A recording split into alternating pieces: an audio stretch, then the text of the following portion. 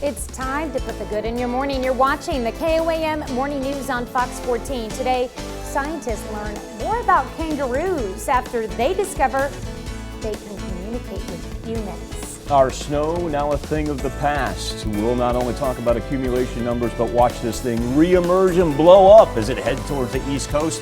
The latest from the Skywatch Weather Center. And we take a look at a nonprofit that looks to empower single mothers. The KOAM Morning News on Fox 14 starts now.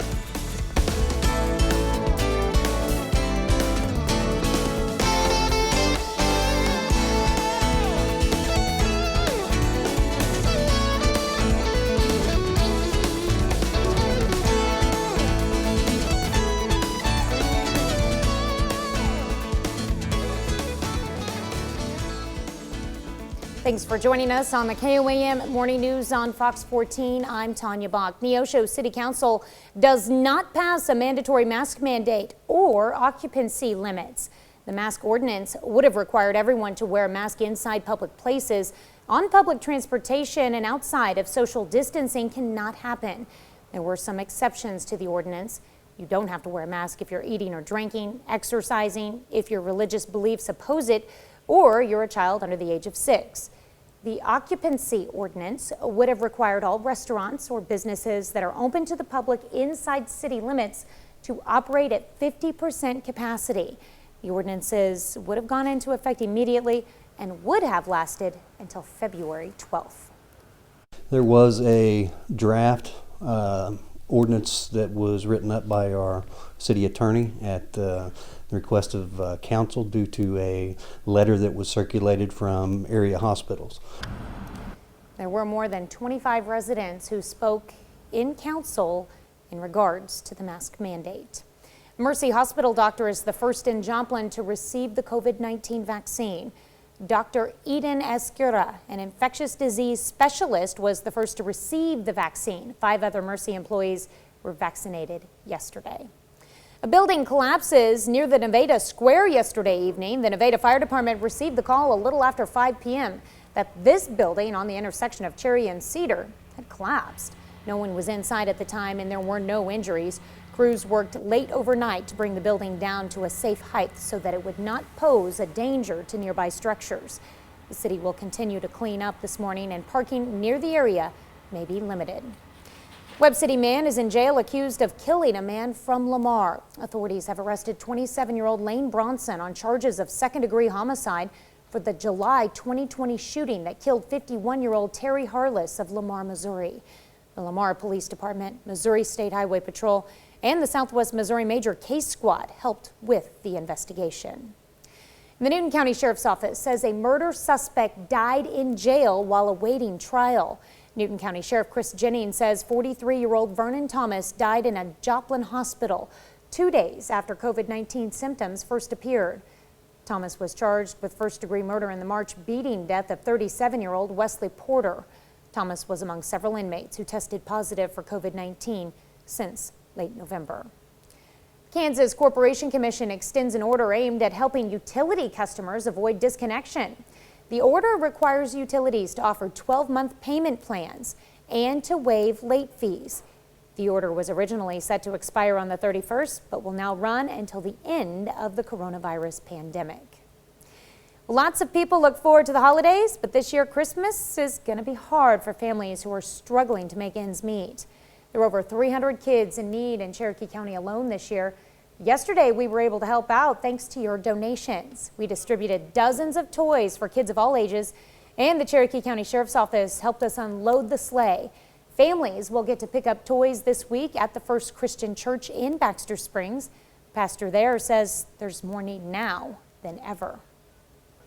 I know that in my congregation and other congregations around our community, it's just become let's spend our money on our needs. And as much as we want to provide a good Christmas for our kids, we're not sure we're going to be able to do that. Hopefully, everyone who donates, everyone who supports this program, when they're celebrating Christmas morning with their families, they know that there's another family in our community who is having a special Christmas thanks to their generosity. We want to thank everyone who took part in our Toy Box Tuesday telethon. Thanks to you, hundreds of 4-state kids will wake up to toys under their Christmas tree. We also want to thank Pittsburgh's Park and Recreation Department. Workers there came by our studios to drop off around 120 gifts for our Toy Box campaign. Parks and Rec workers say this is one of their favorite times of the year. And now it'll be a happy time of the year for many children in our area. Well, as people drop toys off, we began picking them up as we get ready to deliver. Some of the toys we picked up were collected by the good folks at Equity Bank and Neptune Auto. Those toys will then be delivered to the Salvation Army, where families can come by and pick them up drive-through style. We love going and shopping for the kids and raising extra money to buy toys for the kids. And answering the phones and doing the collections, you just never know what you're going to get. So it's super fun and we enjoy doing it. Pittsburgh Salvation Army says they'll serve more than 1,000 families in Crawford County alone this year. Well, this tiny, mind-boggling underwater robot has no moving parts, but it can still walk, roll, and transport cargo. Check it out. A centimeter-sized soft tissue robot was created by researchers at Northwestern University. Functions without electricity, hydraulics, or complex hardware of any kind. Instead, its tissue is infused with a thin nickel skeleton, which is activated by light and follows the direction of a magnetic field. It can carry cargo and walk uphill at human speeds. It's a centimeter. What's it going to carry? Well, I mean, they could make a life-size version of it. This is the tiny version. Would it be able to move as fast, though? Don't get me wrong. The people at Northwestern, they're geniuses and whatnot. Got Rude Awakening coming on Saturday. We'll take that one up later. As a matter of fact, they're going to have a Rude Awakening coming up Saturday right here on Fox 14. There you go. Kick off at 11 o'clock, folks. Live look outside of Television City. I tell you what, Tanya, I was on the road quite a bit yesterday. I know this picture right here is not indicative of what your front yard may look like, because I ran into a whole lot more snow than what we got sitting outside the mothership right now. Now, a field across the highway, you can tell it's still sticking around a little bit. The Skywatch Storm Tracker, we got some light flurries is all that's left for this morning. Nothing like what we saw last night. Now, as far as our accumulation numbers, really the majority of the reports I got were between about a tenth and quarter of an inch. But I do know that there were some patchy areas that picked up about half an inch, maybe just a tad bit more. It's kind of interesting, though, because this thing, did a little break up as it moved past us, and then boom, it just reemerged once it got past the Mississippi. It's a pretty impressive storm system that they're going to be putting up with for the Northeast. We're just going to have to deal with a cold Wednesday. Freeman Health System sky camera job. They got a little more snow on campus there than what we saw outside of Television City. 27 degrees, only feeling right now like 18. 23 in Pittsburgh, 28 in Monette, and 22 in Chanute. So it's just a matter of making sure they stay warm, because even when that recess rolls around, probably going to have it inside, as our wind chills will remain in the low 20s. This is the storm system I was talking about, stretching from the Gulf of Mexico all the way to the Great Lakes. And yeah, it actually just kind of bubbled up after it got past the Ozarks in eastern Missouri and continued its way over the Mississippi, and then combined with a whole bunch of Gulf moisture. So they're going to have everything from flood warnings to winter weather warnings stretching from the mid-Atlantic up to the Northeast. Our weather trend for today, gradually clearing skies there, so a little afternoon sunshine, but not enough really to melt what's still on the ground. We'll only be in the mid to high 30s. Now overnight, another frigid one, but look at this. Then the melt can begin on Thursday, as we're going to make it up in the 50s for consecutive days. Looking at that rain on Friday, really developing overnight, carrying into Saturday, should remain just as rain. Tanya? Coming up next, as COVID hospitalizations are surging around the country, healthcare workers feel even more physical and emotional stress. You're watching KOAM Morning News on Fox 14. Food and Drug Administration leaders say Moderna's COVID vaccine appears to be very promising. Dr. Paul Offit says the Moderna vaccine looks to be roughly 95% effective at preventing disease. The FDA's Vaccines and Related Biological Products Advisory Committee is set to meet Thursday to review Moderna's vaccine for emergency use authorization. Meanwhile, vaccine advisors to the U.S. Centers for Disease Control and Prevention will meet this weekend to discuss Moderna's vaccine and the next phases of distribution. Food and Drug Administration granted an emergency use authorization for the first over-the-counter fully at-home test for COVID-19. The Illume COVID-19 at-home test detects protein fragments from the coronavirus in a nasal swab sample from anyone 2 years and older. This emergency approval came 1 week after the FDA approved another non-prescription at-home test, but it requires samples be sent to an outside lab for confirmation. As COVID hospitalizations are surging around the country, healthcare workers are feeling even more physical and emotional stress. One hospital system in Ohio is trying a unique way to relieve some of that strain. Naomi Ruckham shows us.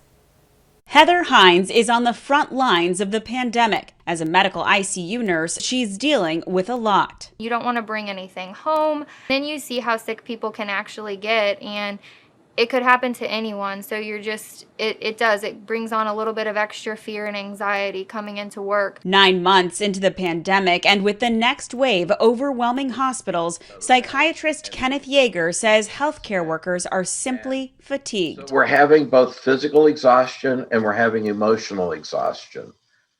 That's the big challenge. When emotionally you are giving so much of yourself that it is really difficult to find energy to keep moving forward.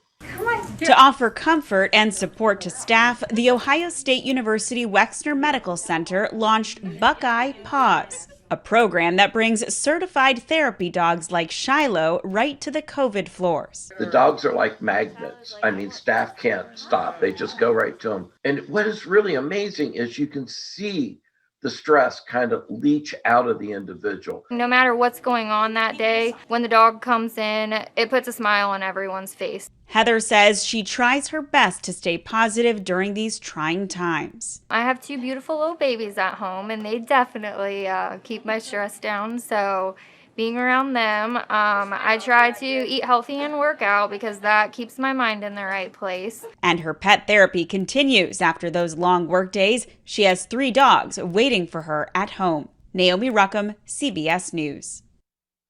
The medical center has also implemented support groups for staff, and individual services are also available to anyone in need. Well, kangaroos can learn to communicate with humans similar to how domesticated dogs do by using their gaze to point and ask for help. Researchers found 10 of the 11 wild marsupials in a study intently gazed at researchers when they were unable to open a box with food. That's according to the report. The findings challenged the notion that only domesticated animals such as dogs, horses, or goats communicate with humans, and suggest many more animals could grasp how to convey meaning to humans, according to the paper. I don't know how common that notion is. If you ask a zoologist and the wild animals that they're around, those are not domesticated at the zoo, they'll tell you that there's actually quite a bit of human interaction. Yeah. Well, and what that Joe's probably saying is, hey, you don't open this box, I'm going to kick you. Trying to think what I know about kangaroos. They're left-handed. They have really strong feet. Well, their legs are strong. They do. They have a pouch. They do. They are the world's largest marsupials. That is true. All right, Tanya, we still got a little snow hanging here on the ground, and it's going to be here all day because our temperatures are so chilly on this Wednesday. Anything left, simply flurries. But we were talking about how this thing was able to reorganize after it passed us. See a little break right here last night? Now watch this thing once it gets on the other side of the Ozarks and heads towards the Mississippi. Boom! Blows back up, combines with the Gulf moisture right there, and that's what's headed toward the East Coast for today into tomorrow. We just have to tolerate the cold. Freeman Health System sky camera only sits at 27 degrees with a wind chill right now of 18. Temperatures ranging from the low 20s. We still got Iola there at 18. We don't even have anybody chiming in at the 30-degree mark. Sunrise officially in 9 minutes at 7:25 over Joplin, and it will be a mostly cloudy start with wind chills as low as 15 right now in Independence, 19 in Carthage, and 20 in Lamar. This is the system I was talking about. It blew back up when it got through us. There's your Gulf moisture, lasts all the way from Gulf to Great Lakes. They have winter weather warnings stretching a multitude of states and even some blizzard-like conditions expected as this moves up the coast for today into tomorrow. So we stay dry here in the 4 states. All of a sudden, tolerating the cold doesn't seem too bad. We'll even have some gradually clearing skies that begin around the noon hour and give us a little sunshine before it sets later on tonight. Wind, not too bad, going to shift, come in from the west, but still going to be a cold one. We can begin the melt tomorrow afternoon. That's when we get up into the 50s. Looking at rain on Friday night into Saturday. And because Friday we're going to be up into the mid-50s right there, we'll be able to keep that precip as rain. How about some mid-50s there for next week? We'll be back with more KOAM Morning News on Fox 14 right after this. On the KOAM News Now Facebook and our morning Insta poll, like many businesses, bowling alleys struggling during the pandemic. There's this place up in Michigan. It's been closed for more than 200 days. So the owner posted an obituary feeling that his beloved business was dying. Jennifer Ann Wilson has that story. She is barely conscious. She is dying slowly. My baby that I have nursed from birth, called Vision Lanes, is in jeopardy. It was like my wife and I were seeing our daughter die, and our daughters were watching one of their siblings die because they were just as invested as myself and my wife. So more than 17 years ago, Stephen Klein and his wife Lisa opened Vision Lanes in Westland with a dream of building more than just a bowling center. Make it where it's a place where people can go to love and be loved. But when people walk in there, they know that they're treated equally across the board, no matter if they're black or white or gay or straight, old or young. While he says he supports the governor, the stay-home order, and now the pause has been really tough. And we've been closed for over 200 days. You kind of feel like you've been forgotten. The bills have been piling up while the doors have been closed, and Klein says it's more than that. It wasn't the money as much as it was the knowing that you have lost a loved one, really. So he wrote an obituary on Facebook. There isn't anything her daddy can do to save her. He is helpless. It's killing him. It prompted one of his customers and friends to start a GoFundMe page to save Vision Lanes, asking the bowling community to, quote, be there for them like they've always been there for all of us. It's raised more than $7,000 out of the goal of $25,000, and it's raised Klein's spirits. I was totally shocked and humbled and overwhelmed, and it was nice to see that the bowlers didn't forget about us, and I was just overwhelmed. So our specific question for you, not only on our Facebook, but also the Insta poll, is there a business you miss in your community that had to close down this year? And we'll kick our comments off with, survey says, you remember where I left off with? Nancy Warner. Nancy says, people are not noticing businesses that have closed down because they're afraid to get out. Big R's closed down because employees wouldn't come back to work when things opened back up. Getting unemployment plus $600 extra made it worthwhile for employees to stay unemployed. They should have saved that money for bills later, but many went out and blew it frivolously and cried later. Jack and Judy Freeman says, I hate it for all small business owners.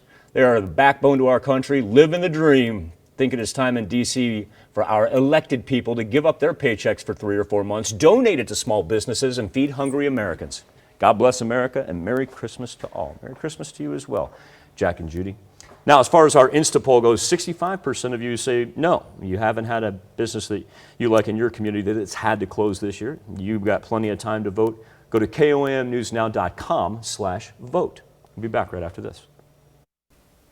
A remarkable nonprofit group is on a mission to help lift up single mothers and break down negative stereotypes. The woman behind the group is using her own experience to help empower hundreds of single black moms.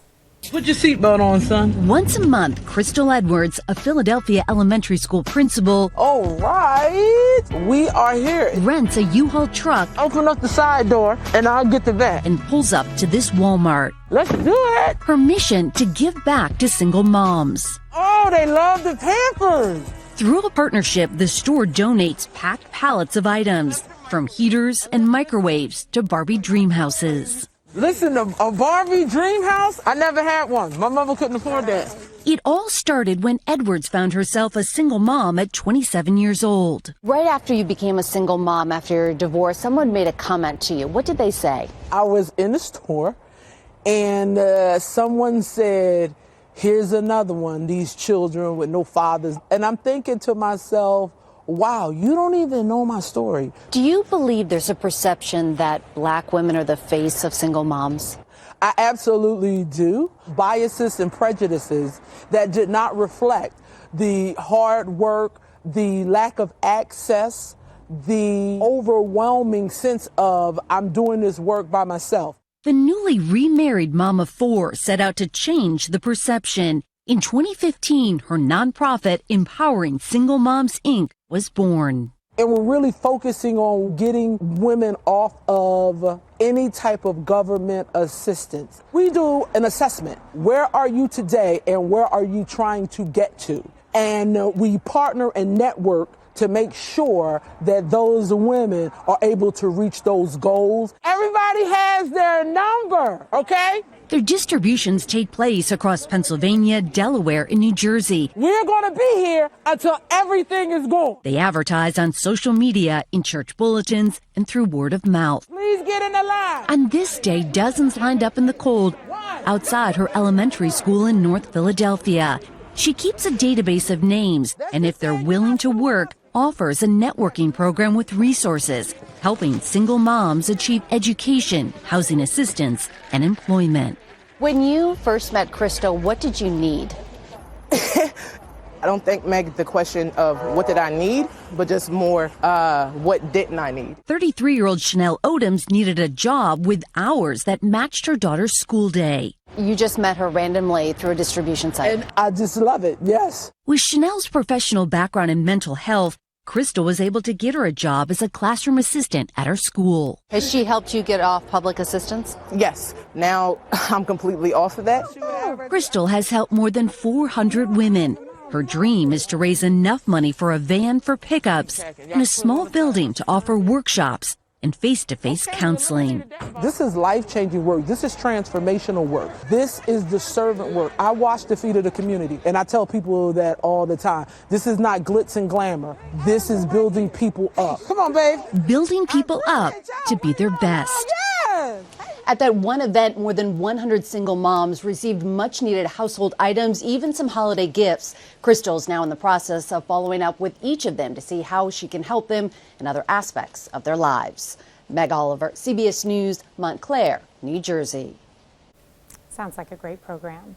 It's time now to honor today's 4th state hero, Purple Heart recipient Gerald Hoyt. Technician corporal in the United States Army. He served in the Philippines and at Okinawa from 1943 to 1945, where he earned the Bronze Star and saved the life of another soldier.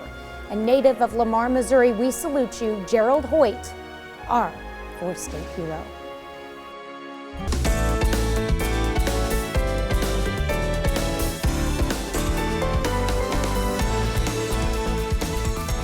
Welcome back to the KOAM Morning News on Fox 14. It's currently 7:32.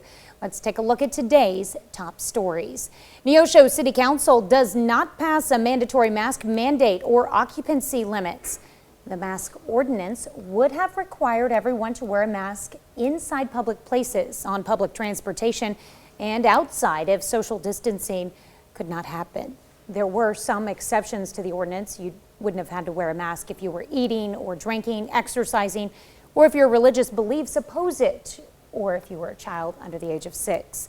The occupancy ordinance would have required all restaurants or businesses that are open to the public inside city limits to operate at 50% capacity. The ordinances would have gone into effect immediately and would have lasted until February 12th.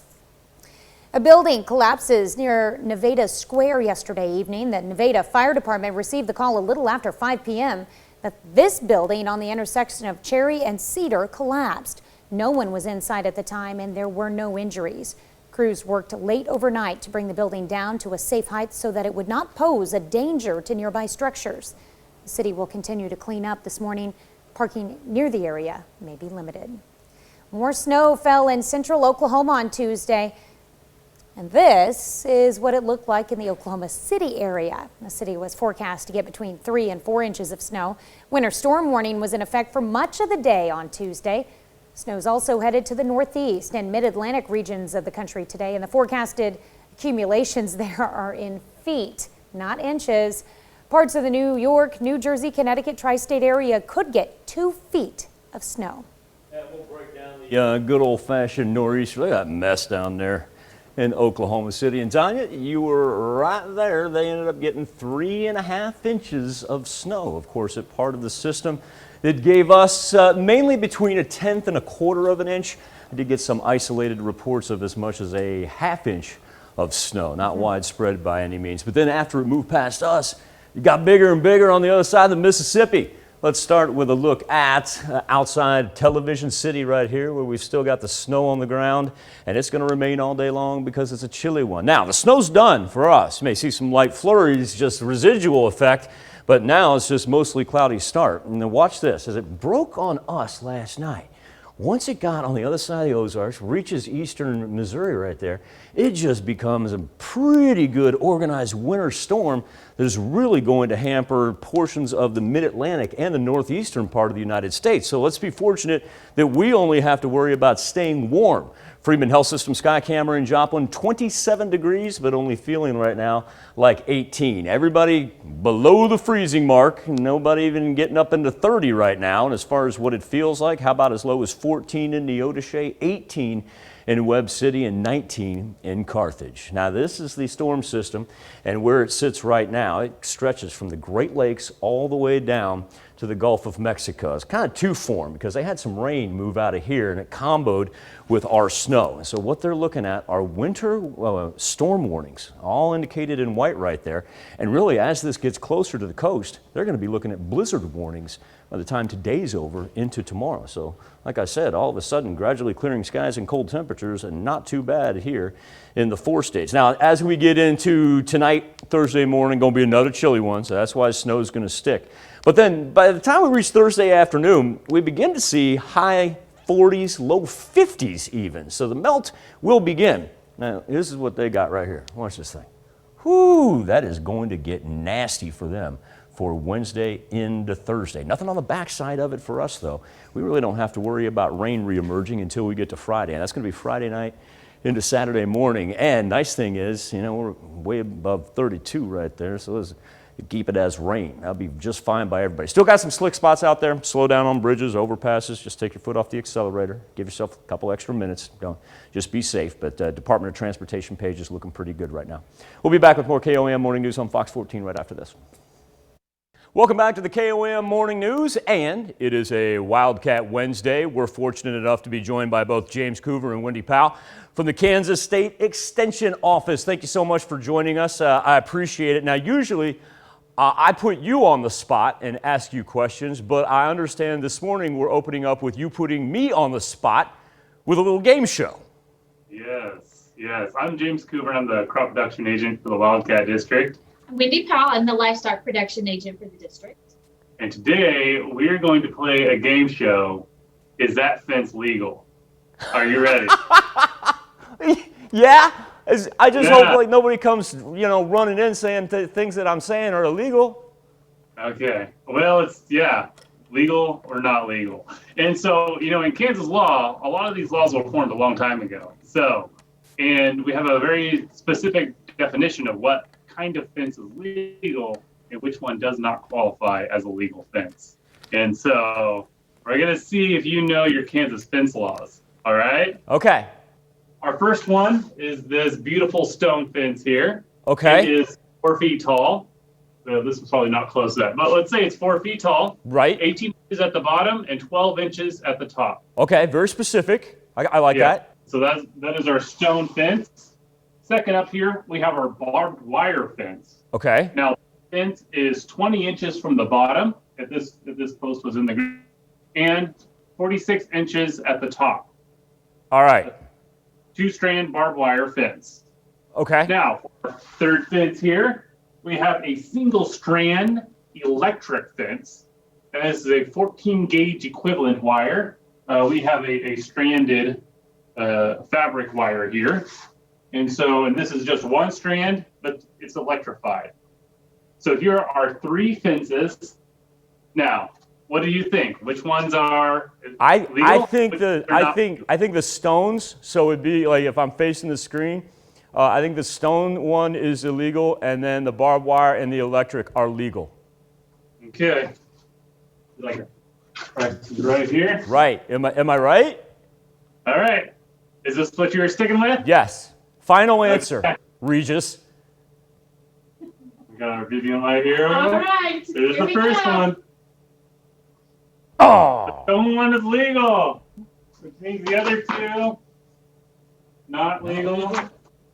And the legal fence. So in other words, I am not going to become your honorary fencing expert at the K-State Extension Office. Not technically. So technically speaking, the fence viewers by Kansas law are actually the county commissioners. And so they can legally define what is a fence and what is not a fence. And so it's one of the very odd jobs that county commissioners have. And so the reason why this fence is not legal, because in Kansas law, it actually has to be 3 strands rather than just 2. And so, but this electric one, as long as you have 1 electric wire, it's a legal fence. That's what I figured. That's why I felt good about my electric. I felt good about my electric fence one. I was torn between the other 2. Yeah, it is hard because this one looks the most robust. It does. See, that's what I went. I did go with the optics. But here's the great thing about it. If you have any questions and you're watching us this morning, all you do is you call the K-State Extension Office and you ask for James or Wendy and you say, hey, because Hayslip's an idiot, I want to make sure my fence is legal, and they're going to help you out. I want to thank you both for joining us, Wendy Powell and James Coover here on Wildcat Wednesday. Once again, if you have any questions about the land lease survey, don't hesitate to give them a call. Or, as I learned, if you have any questions about fencing, thank you, both of you. Thank you. Thank you. I would change that fence at home now. More KOAM Morning News right after this. Of course, medical experts would prefer you stay home for the holiday season, but if you want to take that winter road trip, let's make sure you're properly prepared and safe. Mandy Gaither with some high tech to keep you safe while on the road.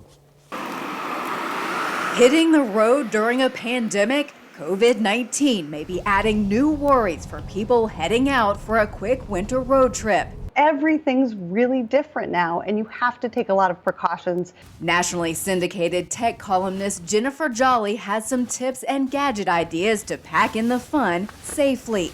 Number 1, grab a lifeline. It's frustrating when you can't get a cell signal, but when you're in the middle of this pandemic, it can be life-threatening.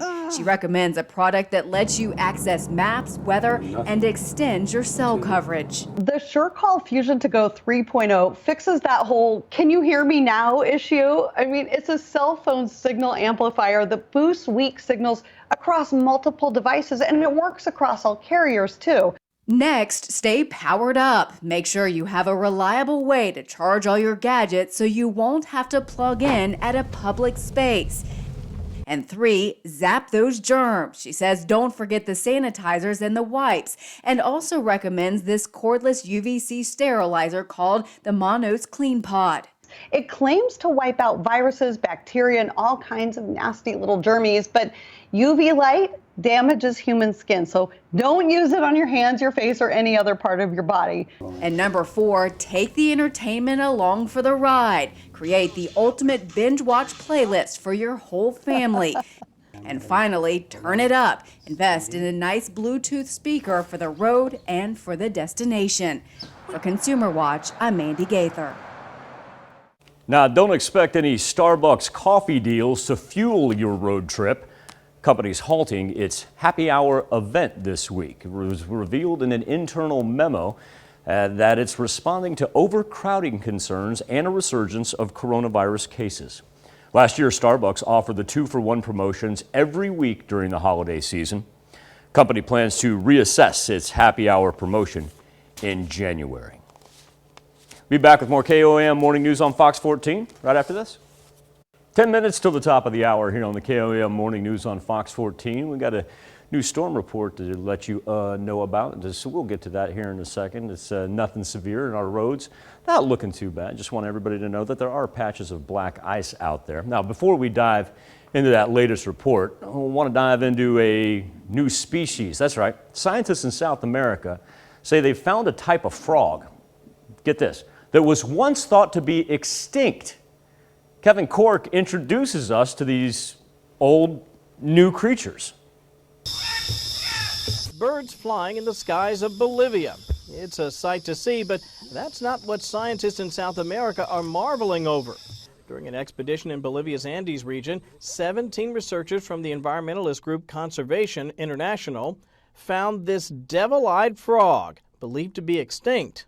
Earlier attempts to find the red-eyed frog, reportedly not seen in more than 20 years, were not fruitful. The findings of our RAP expedition to the Zongo Valley in Bolivia were really extraordinary. We were quite surprised at the number of species that we found. The researchers went to an indigenous area near the Bolivian city of La Paz. 20 new species were discovered, including the Lilliputian frog, which is less than half an inch long. It's among the smallest amphibians across the globe. Even more exciting for many of us was the rediscovery of 4 species. Researchers on their voyage through the Andes were able to also observe a number of snakes and insects, and even some flowers and trees. They also found the metal-marked butterfly, which feeds on nectar from flowers. These findings are of enormous importance to Bolivia and to the world. Still exploring outer space, but we don't.